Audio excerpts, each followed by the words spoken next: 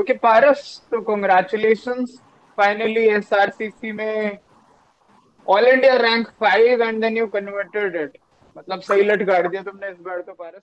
या thank you so much sir. और okay, कैसा लग रहा आपकी है फिर फाइनली? ब्लेसिंग्स थी और हेल्प हेल्प भी थी काफ़ी। अभी तो सर काफ़ी अच्छी फीलिंग है। काफ़ी टाइम से मैं वेट कर रहा था ऐसी फीलिंग के लिए। टाइम लग गया लेकिन फाइनली आ गई।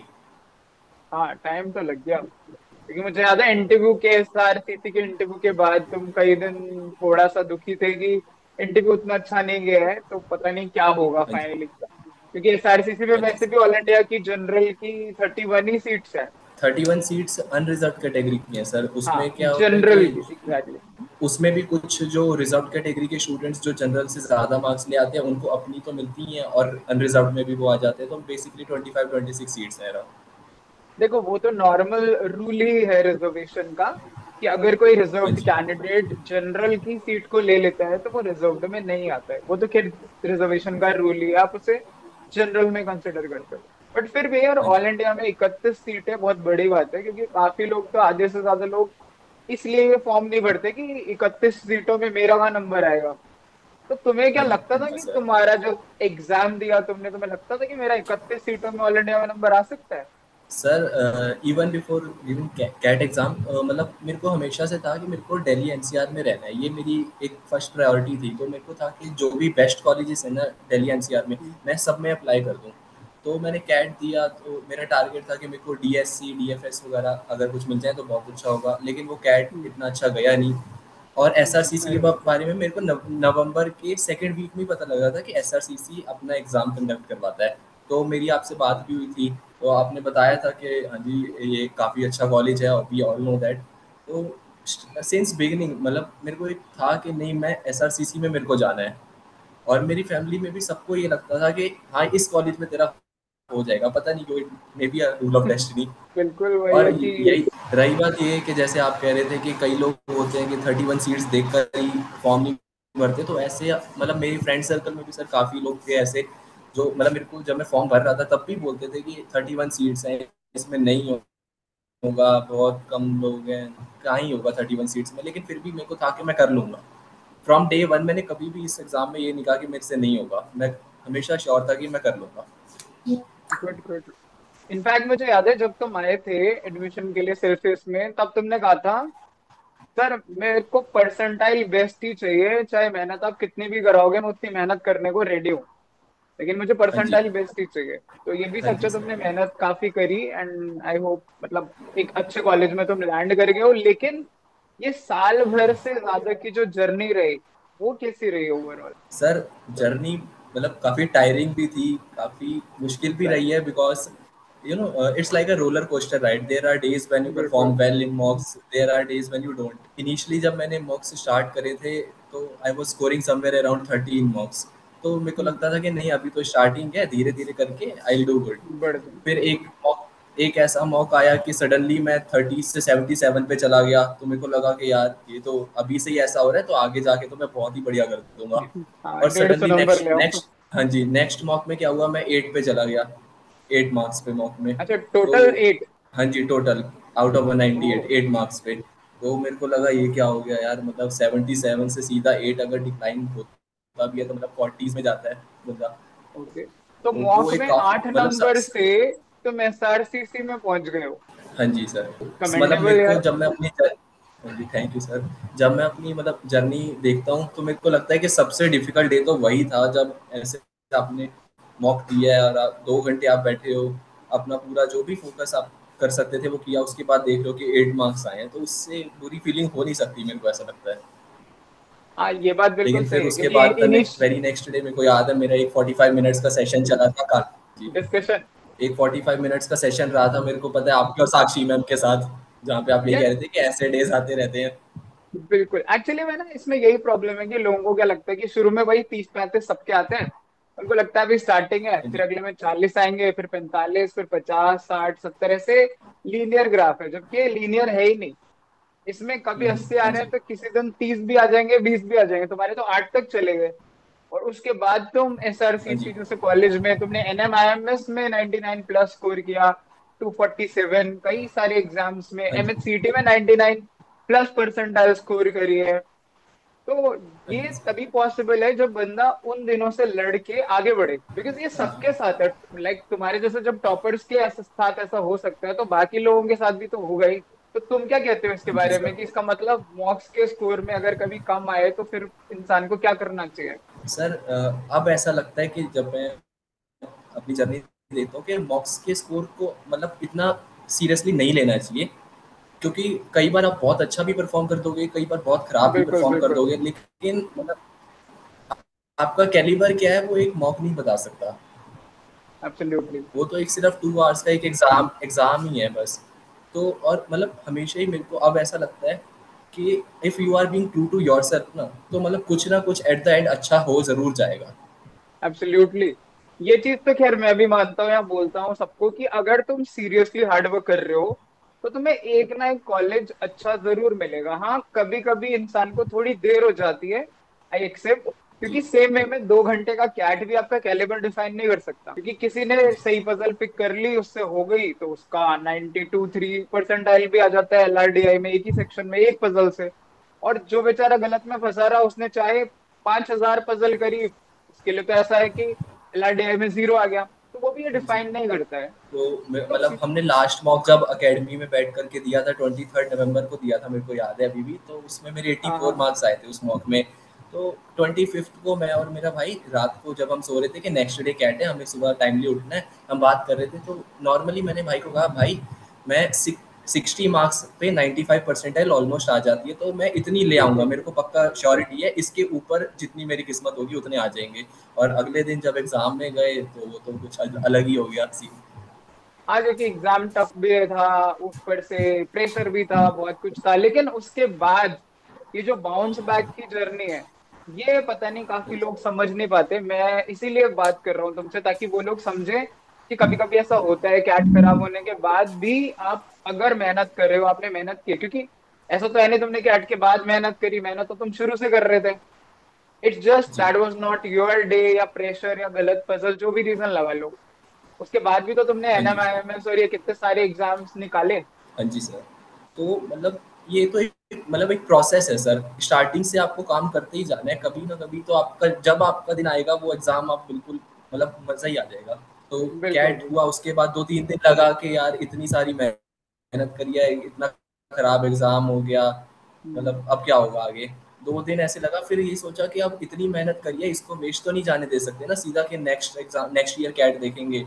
अब इतने सारे बिल्कुल। और एग्ज़ाम्स हैं, कॉलेज ही तो एक ही सीट चाहिए किसी अच्छे कॉलेज में, एग्जैक्टली exactly, बिल्कुल किसी भी बिल्कुल एग्ज़ाम से मिल आपको सकती है। आप ही 10। हमेशा ही बोलते थे। बिल्कुल बिल्कुल। क्योंकि 10 कॉलेजेस में भी तुम्हारा सिलेक्शन होता तो भी लेते, तो मैं एक ही कॉलेज में एक ही सीट सिलेक्ट करते ना, क्या हाँ करते? जी। ओके। जी फिर भी सर। एक बार अगर मैं समझूं कि तुमने जैसे वर्बल है, LR है या क्वांट है, ठीक है, इनकी प्रिपरेशन किस तरीके से की सेक्शन वाइज, अगर मैं देखूं तो वर्बल में तुमने ऐसा क्या किया, कैसे प्रिपेयर करते थे तुम वर्बल? सर वर्बल मेरे को ऐसा लगता था कि मेरा सबसे वीक सेक्शन है जब मैं आया था, जब मैंने सेल्फिश ज्वाइन किया था। लेकिन फिर हम हम्म। जब वहाँ पर आए, जब ऐसा एक एनवायरनमेंट मिला जहाँ पे आप आरसीज खुद सॉल्व करवाते थे, 3-3 4-4 आरसीज आप दिन में सॉल्व करवाते थे, उसके बाद हमें खुद प्रैक्टिस करने के लिए देते थे, वहीं पर हम आरसी सॉल्व करते थे, फिर घर आके भी आप कहते थे कि बुक रीडिंग करो, ए ऑन एसेस रीड करो। तो उससे ये स्लोली स्लोली काफ़ी इम्प्रूवमेंट तो हुई थी, ये मेरे को अपने अंदर से फीलिंग आती थी कि जब मैंने स्टार्ट किया था उस लेवल से और जब मैं कैट डे पर बिल्कुल गया था एग्जाम देने, उस लेवल में बहुत डिफरेंस था जेन्युइनली। बिल्कुल। तो ये मतलब एक ग्रेजुअल प्रोसेस है, और अच्छी गाइडेंस और अच्छी प्रिपरेशन अगर आपने करी है ना तो हो जाएगा धीरे धीरे। और क्वांट्स बिल्कुल। की बात रही सर, स्टार्टिंग से मेरे को लगता था कि ये मेरा सबसे स्ट्रॉन्ग सेक्शन है, ये एक ऐसा क्वांट सेक्शन तो है जहाँ तुम्हारा मैं खैर सबसे, स्ट्रांग था, ये बात सच है, हाँ। मेरे को क्वांट ऐसा वाज लगता योर था इस फोर्टे। सेक्शन में, हाँ जी, मैं इसमें सबसे ज़्यादा स्कोर करूँगा। और थैंकफुली मॉक्स में भी मार्क्स आते थे, और बाकी भी जब आप क्लासेस लेते थे मेरे को समझ भी सारा आता था। लेकिन फिर वही बात थी कि जो मेन एग्ज़ाम डे था उस दिन वो नहीं हो पाया सॉल्व, लेकिन वो एक ही एग्ज़ाम था, बाकी एग्ज़ाम्स में तो मैंने बिल्कुल किया ना, बिल्कुल। तो मेरे को लेकिन ये उसके कि लिए भी सर तुमने प्रैक्टिस कैसे की क्वांट के लिए? ठीक है, तुम्हारा बेसिक ठीक थे। प्रैक्टिस ऐसे हुई सर, एक तो मेरे को आपका जो टीचिंग स्टाइल है वो काफ़ी पसंद आता है, अच्छा, क्योंकि सच्ची में मैं पसंद इससे आता है कि वीडियो के लिए सेल्फ, बोल रहे हो?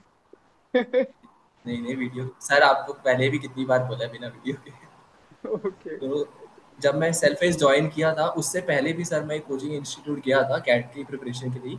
वहाँ पर भी मैं 3-4 क्लासेस मैंने अटेंड करी थी और सिर्फ क्वांट्स की क्लासेस अटेंड करी थी। पर वहाँ पे मेरे को समझ नहीं आ रहा था वो क्या करा रहे हैं, कुछ भी नहीं समझ आ रहा था। और मेरे को ऐसे लगता था यार मैं तो अच्छा हूँ मैथ्स में, फिर मेरे को समझ क्यों नहीं आ रहा। हम्म, फिर मैंने कहा नहीं मैं यहाँ पे नहीं कर पाऊंगा, जब मेरे को 4 क्लासेस में ही समझ नहीं आ रहा मैं पूरी जर्नी यहाँ पे कैसे अपनी कर पाऊंगा। तो बिल्कुल तो बिल्कुल। मैंने फिर सोचा कि मैं और कहीं आउट दिल्ली में कहीं देखता हूँ अकेडमी। लेकिन फिर मैंने सोचा कि मेरे घर के पास है, मैं एक बार विजिट भी किया था तो मैं डेमो क्लास तो लेकर आऊँ सेल्फ फेस में भी। मैं हम्म, आया यहाँ पर फर्स्ट क्लास जब थी मेरे को याद है कि हम आप वो टाइम एंड वर्क का टैंक वाला क्वेश्चन करवा रहे थे। 17 अप्रैल थी वो, मेरे को फाइव अच्छे सेंस से याद सिस्टम्स में। अच्छा। है। हाँ जी, फाइव सन मैं सिस्टम्स था। डेट भी तो याद है तुम्हें? उस हाँ जी, उसी क्लास से मेरे को लगा कि यहाँ पर तो मेरे को पहले ही में ही समझ आ गया, फिर मैं दिल्ली क्यों ही जाऊँगा। चलो अच्छी बात है यार, ये तो अगर फाइनली सच में तुम्हें समझ आ गया तो। एक और सेक्शन और है फिर हम L R D practice S. Sets, और फिर प्रैक्टिस। वहीं पर हम बैठ के प्रैक्टिस सेट्स भी कितने सॉल्व करते थे। एक ही जो प्रैक्टिस सेट है वो हमने कितनी कितनी बार सॉल्व किया है, कम से कम 5-6 टाइम्स एक एक प्रैक्टिस सेट हमने सॉल्व किया है। या प्रीवियस ईयर के जो पेपर्स थे वो भी कितनी बार हमने कई सॉल्व कई करे हैं। बार, एग्जैक्टली। किसी टाइम पे लगता भी था कि बार बार यही कर रहे हैं, बार बार यही कर रहे हैं, लेकिन वो अल्टीमेटली वो कहीं ना कहीं बेनिफिट करता ही है। देखो ये तो मैं बोलता ही था कि यार आपको हर प्रैक्टिस सेट को कम से कम 4-5 बार करना चाहिए। तब जाके आप पेपर में कर पाते हो, क्योंकि पेपर में जो प्रेशर होता है ना, उसमें सोचने का तो टाइम ही नहीं है। और ये भी हाँ सच जी। है कि तुम लोगों ने काफी मेहनत की है, लाइक 5-5 6-6 घंटे बैठ बैठ के पढ़ाई करते थे हम, 8 से 10 की क्लास, 10 से 12, फिर मॉक या प्रैक्टिस सेट। तो obviously that's why you got the result. ये भी सच है। एक हाँ जी और सर। यार डिफिकल्ट सेक्शन है जो काफी टफ मानते हैं, एल आर डी आई। उसके बारे में क्या बोलते हो, कैसे उसको कैसे प्रिपेयर करें? LRDI सर, सेक्शन तो टफ है ही, काफ़ी टफ सेक्शन है, सबको लगता हम्म, भी है। लेकिन हम्म, इनिशियली जब हम आए थे, साक्षी मैम क्लास में सॉल्व करवाती थी तो वो काफ़ी अच्छे तरीके से सॉल्व करवाती थी, तब क्लास में सब समझ आ रहा था। फिर जो हमारी बुकलेट होती थी सेल्फ पेज की अपनी, उसमें भी हम काफ़ी सारी सॉल्व करते थे, वो भी मतलब उस टाइम तो सब सॉल्व हो रहा था। बट अल्टीमेटली जो एग्ज़ाम डे था उस दिन पजल नहीं बनी, चाहे हमने कितनी भी पजल्स बनाई हैं कैट पहले। में, हाँ मानता हूँ। कैट हाँ में। जी।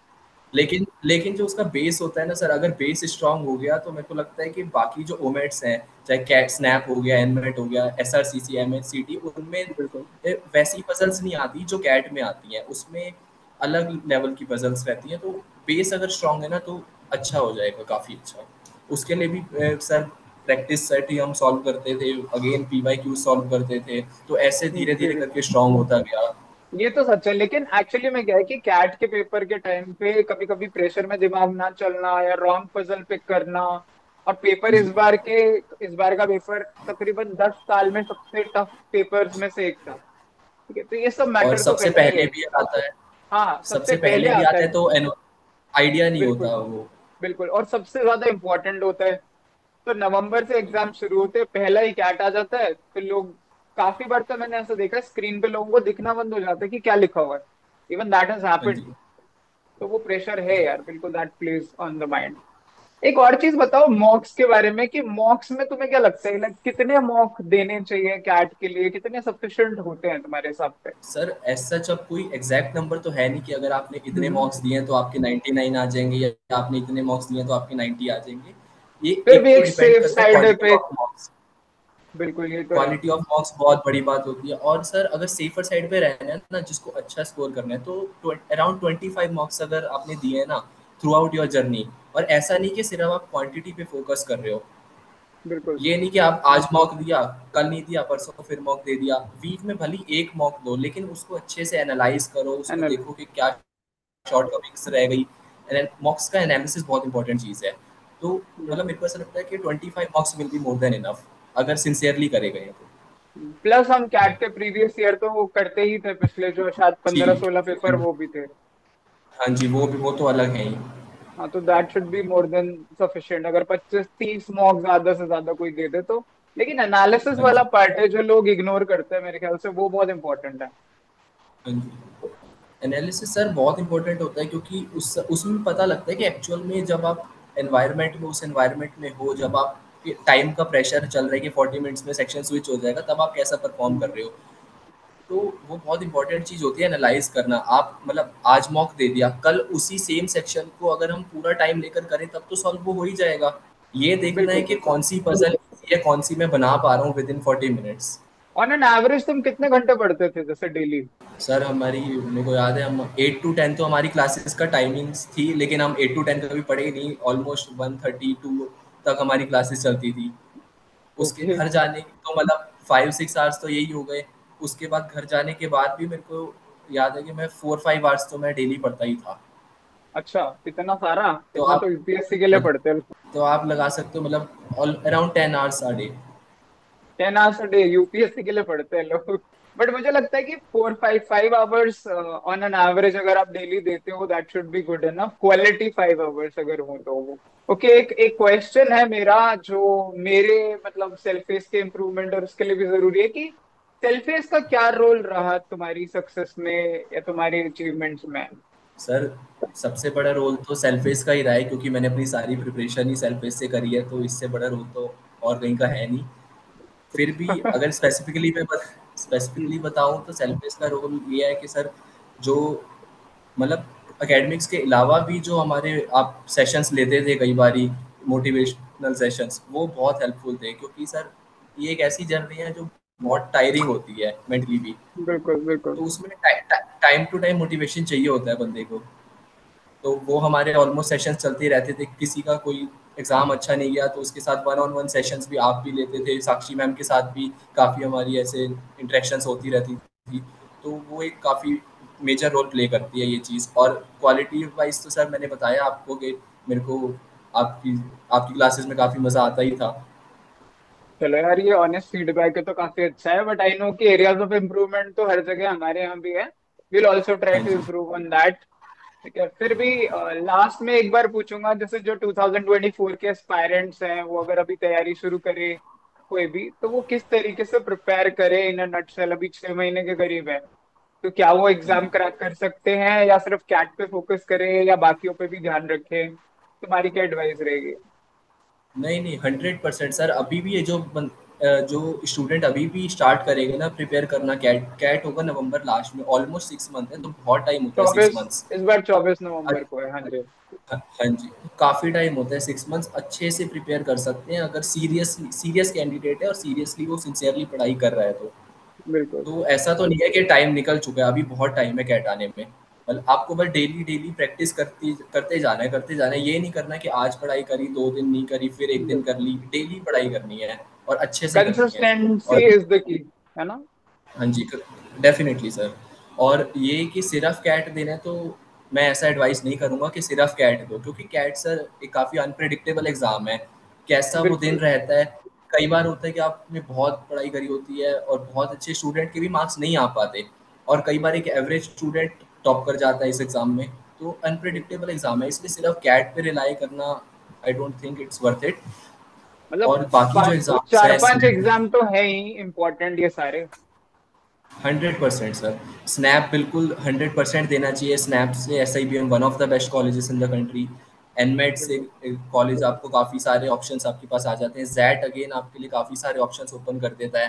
तो ये 4 एग्जाम्स तो मैं हर किसी को रिकमेंड करूंगा ही करूंगा कि देना चाहिए। बिल्कुल और मेरी पर्सनल एडवाइस रहेगी कि अगर आप अपने को मतलब कंसिस्टेंसी मेंटेन कर सकते हो, आप इतने डिसिप्लिन हो, तो SRCC GBO का एग्ज़ाम भी ज़रूर दो, बिकॉज काफ़ी अच्छा कॉलेज है। इतना बिल्कुल पब्लिसिटी नहीं बिल्कुल। होती, क्योंकि अगेन दिल्ली यूनिवर्सिटी का कॉलेज है, गवर्नमेंट कॉलेज है, मार्केटिंग नहीं कर सकते वो।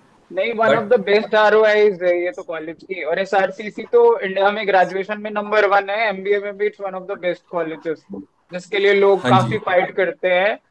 वो तो सीट्स के डर की वजह से लोग, और सबसे बड़ा बेस्ट चीज ये भी तो है इसका जो बैच साइज है वो इतना रीजनेबल है कि मतलब बहुत अच्छे प्लेसमेंट्स है ऑब्वियसली। मतलब सीट्स देख करके डरना सर ये अच्छी बात तो नहीं है। मेरे को लगता है अगर आपने प्रिपरेशन करी, आपको अपनी प्रिपरेशन पे ट्रस्ट है, तो एग्जाम तो पक्का ही देना है। बिल्कुल यार, बिल्कुल ये वाली चीज इंपॉर्टेंट है क्योंकि मैंने देखा है काफी लोग जैसे जैसे जेबीआईएमएस वगैरह में ऑल इंडिया की 18 सीट है, तो वो 18 जी जी। देखकर 18 सीटें पहले ही छोड़ देते हैं, 31 देखकर हाँ पहले जी। ही छोड़ देते हैं। तो वो चीज तुम्हारा लाइव एग्जाम्पल है कि इट डजेंट मैटर, क्योंकि क्या पता आपने मेहनत किया तो वो 18 में से या 31 में से भी आप एक हो सकते हो। 100% सर। चलो यार, thank you so much and all the very best for your future endeavours, like keep flying high and keep self facing yourself. Thank you so much sir, thank you so much. Thank you.